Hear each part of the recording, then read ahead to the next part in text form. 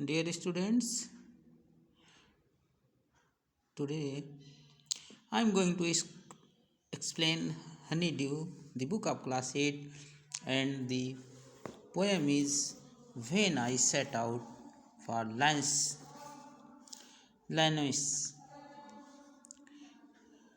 In earlier video you have seen the visit to Cambridge, and from that lesson related this poem is When I Set Out for Linus.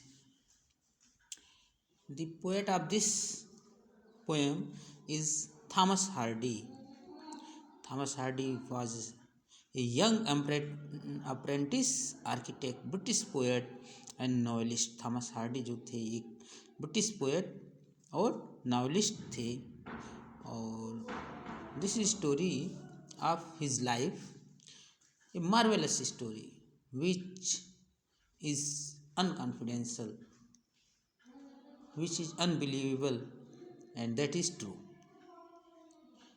एक बार वो church देखने के लिए जाते हैं, अपने काम से जाते हैं और चर्च के लिए जाते हैं, और उधर से जब आते हैं तो ऐसा बताया जाता है कि उनकी आँखों में एक नई चमक थी. He was full of changes and there was a piece of paper in his coat, and that piece of paper was his biography, and he was completely changed after returning from there. Some extracts from that poem is here. He is writing, when I set out for Linus, a 100 miles away.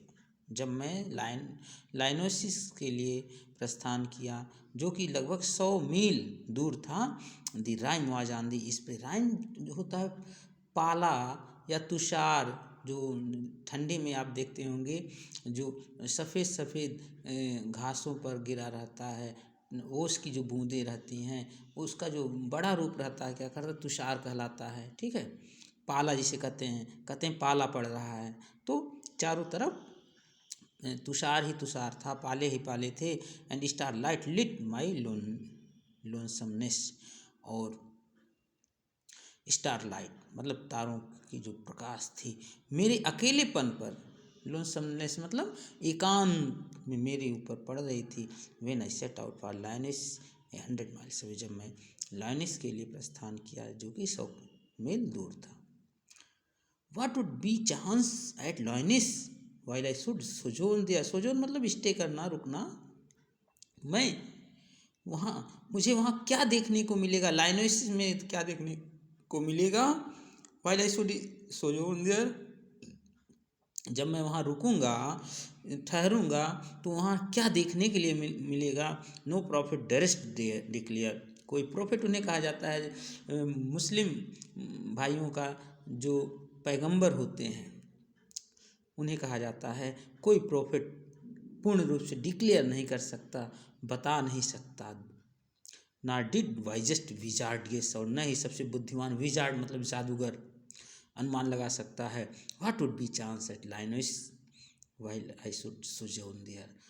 वहाँ क्या देखने, lines में क्या देखने को मिलेगा. मैंने क्या देखा, कोई, जब मैं वहाँ रुका तो मैं क्या देखा, कोई भी इस बात को बता नहीं सकता, कोई भी इसकी भविष्यवाणी नहीं कर सकता. नो बडी कैन टेल या nobody can forecast what when I stay at Linus, no one can guess. When I return from Linus with magic in my eyes.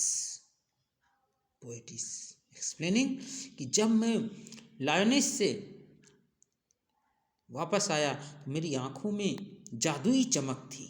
Marked with mute सरमाइज, और सभी mute हो गए, शांत हो गए.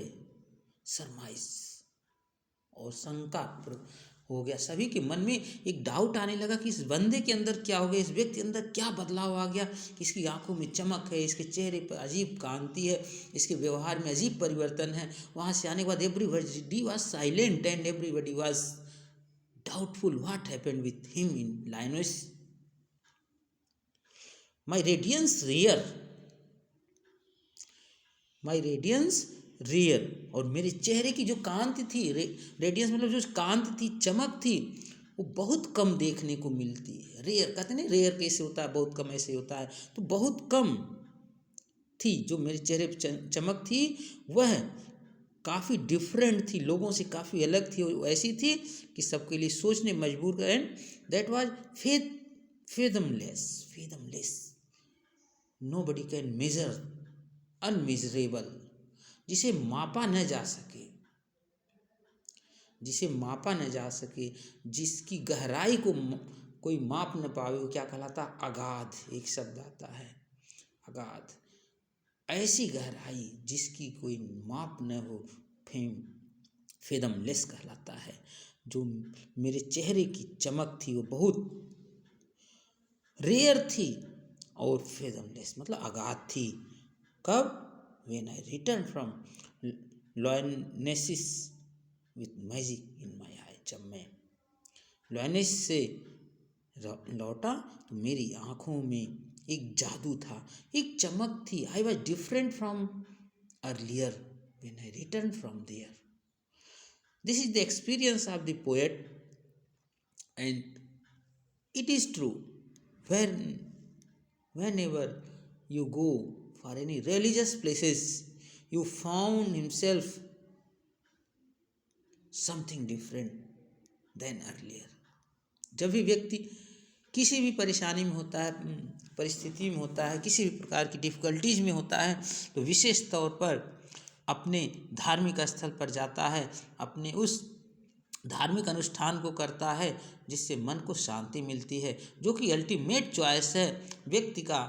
कोई भी व्यक्ति हो, किसी भी धर्म संप्रदाय का हो, लेकिन अंतिम जो इसका चॉइस होता है, अंतिम जो इसको कह सकते हैं कि अंतिम शरण जो होता है, अंत में जिस शरण में जाता है वो क्या होता है? उसका अपना धर्म होता है, उसकी अपनी एक धार्मिक स्थल होता है जहाँ व्यक्ति जाता है और मन को सुकून मिलता है। Dear student, really this is a very fantastic poem and true poem which inspire to follow and retain your religious